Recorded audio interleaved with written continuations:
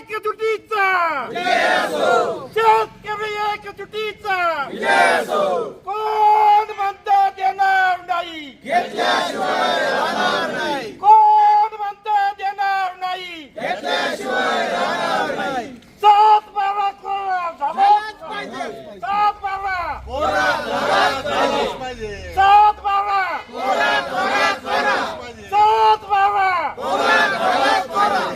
प्रहारचे नेते बच्चू कडू यांनी मुंबईत केलेल्या आंदोलनानंतर सरकारनं शेतकरी कर्जमाफीसाठी घोषणा केली आणि त्या संदर्भात आता पावलं उचलण्यास देखील सुरुवात झाली आहे। मात्र शेतकरी कर्जमाफी करताना काय निकष असावे, कितीपर्यंत असावी, या सगळं बोलण्यासाठी आपण आहोत देशातील पहिला शेतकरी संप करणाऱ्या पुणतांबा गावात।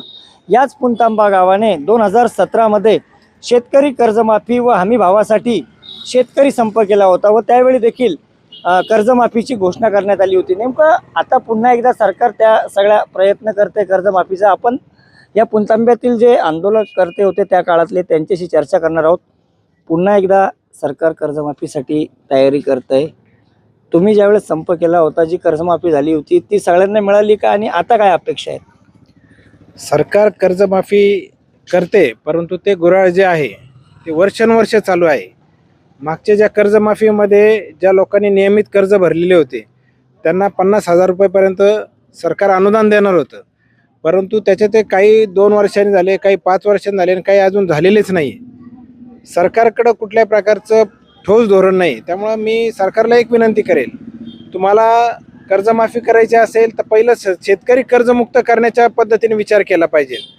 उद्या आपण ज्यावेळेस 1-2 लाख 3 लाखाची कर्जमाफी करतो त्यावेळेस हा किती प्रमाणात शेतकरी कर्जमाफी होती किंवा कर्जमुक्त होतो याच्यावरती विचार करणं गरजेचं आहे।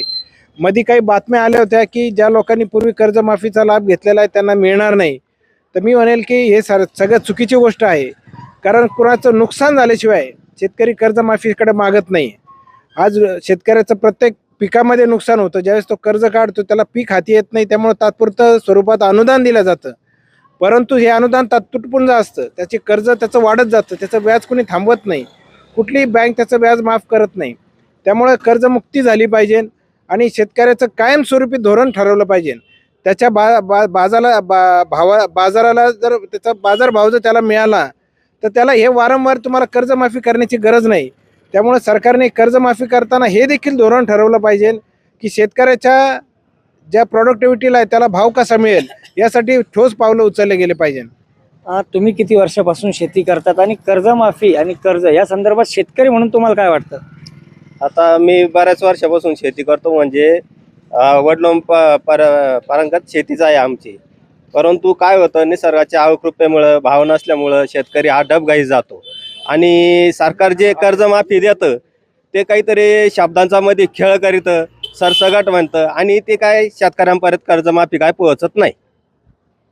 काय मागणी आहे तुमची? आमची काय सरसगट कर्जमाफी शासनाने करावे आणि शब्दांचा काही खेळ करू नये, अशीच आमची मागणी, दुसरं काय असणार।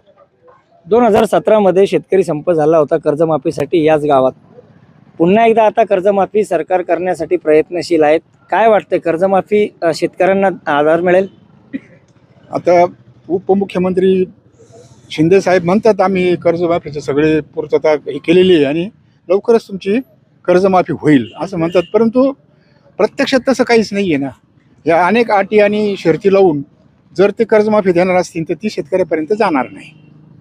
आपण जर पाहिलं तर ज्या पद्धतीनं संप केला त्यावेळेसही अनेक अटी लावल्या गेल्या, अनेकांना त्याचा लाभ मिळाला नाही, त्यामुळे जवळपास अनेक दिवस हा संप सुरू होता। आता पुन्हा एकदा कर्जमाफीची सरकार तयारी करते, वाटतंय सरकार शेतकरी कर्जमुक्त होईल? सरकारच्या चुकीच्या धोरणामुळं शेतकरी कर्जमुक्त होईल असं वाटत नाही। कारण सरकारने 2008 साली एकदा कर्जमाफी केली होती, त्याच्यानंतर आपलं शेतकरी संप झाला, त्या 2016 साली पुन्हा एकदा कर्जमाफी केली होती। 2019 साली सुद्धा कर्जमाफी केली होती, पण शासनाच्या इतक्या अटी असतात, जो रेग्युलर कर्ज भरतो आपली पत वाचवण्यासाठी, आपली इज्जत वाचवण्यासाठी, आपले सिव्हिल चांगलं राहण्यासाठी, तो नियमित कर्ज भरतो आणि मग सरकार काय करतं, जो नियमित भरतो त्याला 2016 साली 25,000 रुपये दिलते फक्त आणि 2019 साली 50,000 दिलते। मग शेतकऱ्याला असं वाटतं का काही शेतकरी कर्ज भरू शकत नाही म्हणून ते थकीत जातात. जो रेग्युलर पोटाला चिमटा घेऊन कर्ज भरतो त्याला 25 आणि 50 हजार देतं आणि सरकार काय करतं, शेतकऱ्यामध्ये भेदभाव निर्माण करतं, थकीत आणि नियमित. मला काय म्हणायचं आहे, द्यायचं तर सगळ्यांनाच तुम्ही एकाच वेळेस देऊन त्यांचं कर्ज नील करावा, त्यांना सातबारा कोरा करावा आणि शेतकऱ्याच्या पिकाला हमी भाव द्यावा. मला ह्या तुमच्या माध्यमातून दुसरी एक गोष्ट मांडायची की काही शेतकरी कर्ज घेऊन शैक्षणिक कर्ज घेऊन मुलाला शिकवतात, मुलीला शिकवतात, पण आपलं शासन नोकऱ्या देऊ शकत नाही. काहीला नोकऱ्या लागल्या त्यांच्याकडून तुम्ही कर्ज घ्या. ज्या मुलांना शैक्षणिक कर्ज घेऊन नोकऱ्या लागल्या नाहीत मग ते मुलं कोणाकडे, ते कर्ज कोणाच्या बोकंडी पडतं, शेतकऱ्याच्याच माती पडतं आणि शेतकरी पुन्हा कर्ज बाजारी होतो. तुम्ही शेतकऱ्यांच्या मुलांना नोकऱ्या द्या आणि शेतकऱ्यामध्ये भेदभाव पाडू नका. सरसकट तुम्ही एकच धोरण ठेवा, शब्दाचा, आमच्या मित्रांनी सांगितलं शब्दाचा खेळू नका, काय असेल ते आणि हमी भाव, एवढीच विनंती आपली. आपण जर पाहिलं तर युवक शेतीकडे वळताना दिसत नाही. काय कारण, तुम्ही सुद्धा एक युवा शेतकरी आहात, काय कारण वाटतंय? काय होतंय, 3 कर्जमाफ्या 4 कर्जमाफ्या होऊन देखील शेतकऱ्याच्या पदरात खरं तर काहीच पडलेलं नाही. खरे आकडे जर काढले तर काय होतं, 35,000 कोटी 50,000 कोटी याचे फक्त आकडे फुगवले जाते सरकारकडून. प्रत्यक्षात शेतकऱ्याच्या पदरात काहीच नाही. आता जर युवा शेतकऱ्याला जर तुम्हाला जर समजा त्याला शेडनेट करायचंय, त्याला पॉली हाऊस करायचे, आज बरेचसे गावं असे आहेत की हे गावं वगळले जातात. का बरं? जर तुम्हाला युवा शेतकरी खरंच घडवायचा आहे, हा देश घडवायचा आहे, तर आज अनुदानामध्ये द्या ना, 100% अनुदानावर द्यायला काय अडचण आहे? कुठल्याही प्रकार, आज समजा तुमचे 2-2, 3-3 वर्ष झाले आज ड्रिपचे अनुदान रखडलेले आहेत. कर्जमाफीचा विषय हा वेगळा आहे. कर्जमाफी करताना सरसगटच केली पाहिजे. म्हणजे त्याच्यात रेग्युलर भरणारा असू द्या, अनियमित भरणारा असू द्या, त्याला द्या ना तुम्ही. रेग्युलर भरणाऱ्याला आतापर्यंत पैसेच नाही दिले सरकारने. आणि हे ज्या जर युवा शेतकरी, तुम्हाला युवा वर्ग जर तुम्हाला नोकरी सोडून शेतीकडे वळवायचा असेल तर त्याला ठोस असं, जसं आपण आज MSME मार्फत जे प्रकरण केले जातात त्या पद्धतीत शेतकऱ्याला ह्या योजना राबवाव्या लागतील, तेव्हा शेतकऱ्याकडे काही त्यांना बँका कर्ज देतील. कारण बँक कर्ज शेतकऱ्याला फक्त त्याच्या जमिनीवर देते 50,000 70,000, त्याच्या पुढे रक्कम देत नाही एकरी. मग मोठं काम करायचं आहे, त्यांना जर अर्धा एकराचं पॉली हाऊस बनवायचं आहे तर तो शेतकरी आज चांगलं काम करू शकतो ना. पण शेतकरी मत जागवायचंच नाही असं सरकारचं धोरण याच्यातून दिसतंय. शेवटचा प्रश्न, तुम्ही म्हणताय की कर्जमाफी झाली पाहिजे, सरसगट झाली पाहिजे. एकमेव कर्जमाफी हाच उपाय आहे का शेतकरी वाचण्यासाठी? शक्यच नाही. कर्जमाफी हा एकमेव उपाय नाही. आणि माझा सरकारवर आरोप आहे, राजकारण्यांवर, का कर्जमाफी अर्धवट करून शेतकऱ्याला आत्महत्येला परावृत्त हे सरकार करतं. सरकार असू द्या, विरोधक असू द्या.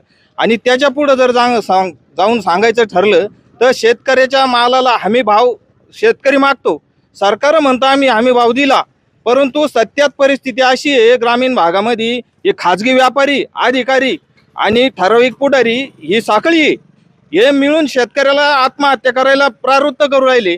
त्याचं कारण असं, सोयाबीनचा भाव 5,300 काहीतरी होता, परंतु शेतकऱ्याकडून 2200 पासून सोयाबीन ही खरेदी करण्यात आली. आज मक्याची तीच कंडिशन आहे, मक्याचा भाव 2400 रुपये, परंतु मका आज 1100 ते 1600 रुपये या दरानं मका खरेदी करू राहिले.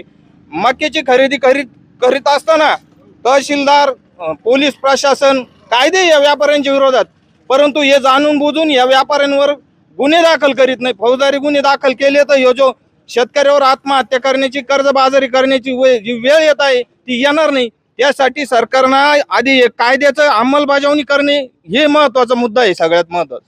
आणि शेतात जर पाहिलं तर सरकारने जे हमी भाव जाहीर केलेले आहेत त्या हमी भावानं खरेदी होती का, यासाठी कठोर कायदे करणे गरजेचं आहे. आणि कर्जमाफी हा केवळ एकमेव उपाय नसून हमी भावासह विविध युवा शेतकऱ्यांना देखील प्रोत्साहन देण्यासाठी सरकारनं योजना राबवण्याची अपेक्षा शेतकऱ्यांमधून व्यक्त होते. त्यामुळे येणाऱ्या या आगामी कर्जमाफीत किती शेतकऱ्यांना फायदा होणार आणि खरंच या कर्जमाफीनंतर शेतकरी संकटातून मुक्त होणार का, हे पाहणं महत्त्वाचं आहे. नितीन ओझा, ABP माझा, पुणतांबा, अहिल्यानगर. ABP माझा, उघडा डोळे बघा नीट.